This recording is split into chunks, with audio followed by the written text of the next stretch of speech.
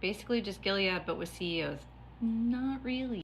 So, a bipartisan and decentralized group of experts who wish to remain anonymous due to concerns about being targeted wrote this. Please pause to read this. I'm just going to read a few parts. The threat is an order of magnitude beyond any executive power. Second paragraph, as documented below, Musk is tied to a broader group, including Peter Thiel, Mark Andreessen, other Silicon Valley tech elites, and the thought leader, Curtis Yarvin. They are called the neo-reactionaries, NRX, whose ambitions, if realized, are an immediate existential threat to the very existence of the American nation state. They have openly stated their aims to destroy the nation state and the constitutional order and replace them with new privately owned corporate state to be run by a CEO dictator.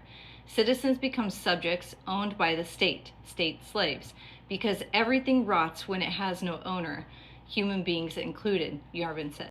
Curtis Yarvin thinks we need to get used to and familiar with and okay with the term dictator. There are actually quite a few articles about this, and this is who our current installed monarch would be. These are some of the guys that we are looking at. When all is said and done, they want to end up with, they call it different things, but essentially network state. These are the steps that they're taking to do it. In short, they are carving up the planet among themselves and leaving the rest of us with no choice and no way to stop it. The incoming regime exclusively sees Americans as a labor force who will do what they're told, after enough hardship. Violence and psychological warfare beats us into submission. It's a coup designed to enslave the world, to provide a few mediocre white men with the power to play God with the rest of us. I would love to tell you that that's some sort of exaggeration, but unfortunately I cannot. I spent many, many hours yesterday and last night watching a lot of different interviews and reading a lot of different articles, things written by Yarvin and a lot of these other guys, and that's exactly what they want. The network state is really complicated. It is a patchwork of it starts out online.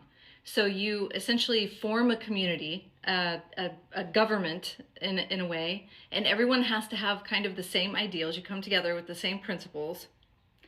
Anyone who doesn't have those principles doesn't get to be, you can push them out. Then you start funding it, like crowdfunding, and then you pick land, but you don't all move there. So say you have people all over the world. It's not just Minnesota and Minnesotans. It is like people all over the world pick an area and they say this is our new state, right? Once there's enough money that other governments would start recognizing this state as an actual its own entity, then the people all have to move to that area. There's some flexibility in there, but it's along those lines. Essentially, really wealthy people kind of buying their own world. And Peter Thiel pitched one of these ideas a long time ago about oceanic cities. Didn't really go anywhere because... So now it's like in online, it's like a meta state that eventually becomes a real. This is Curtis Yarvin's Substack, a portal to the next regime. You heard me mention before that they didn't want to have non-productive humans in these worlds. So they could send them they could do many different things. One of those being, Curtis Yarvin joked that we could turn them into biofuel or send them to virtual reality farms. People who are not productive essentially would be people who are not hireable. And while they agree that it's not profitable to have people who are not hireable in your society, they understand that it is a social problem. So they're trying to figure out ways to deal with that. It doesn't apply to children because children have potential, but anyone who's older who cannot hold a job would be considered a non-productive human. This is the quote where he talked about turning them into biodiesel. And this is one of their many new cities they're creating.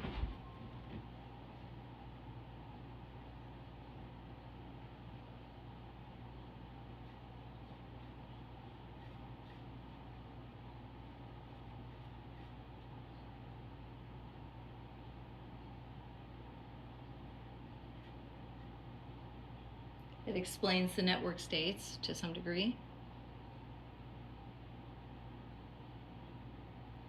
And that they're all funded also, the only currency is crypto.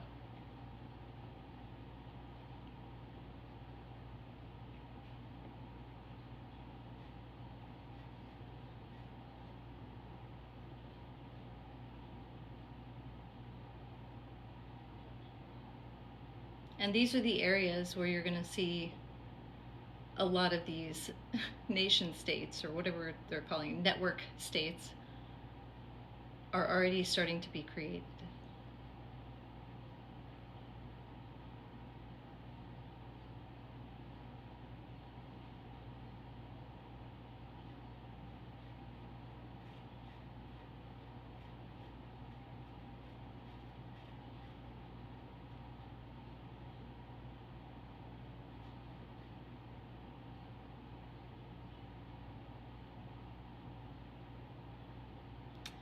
And if you want to take the path, you can also take the pledge.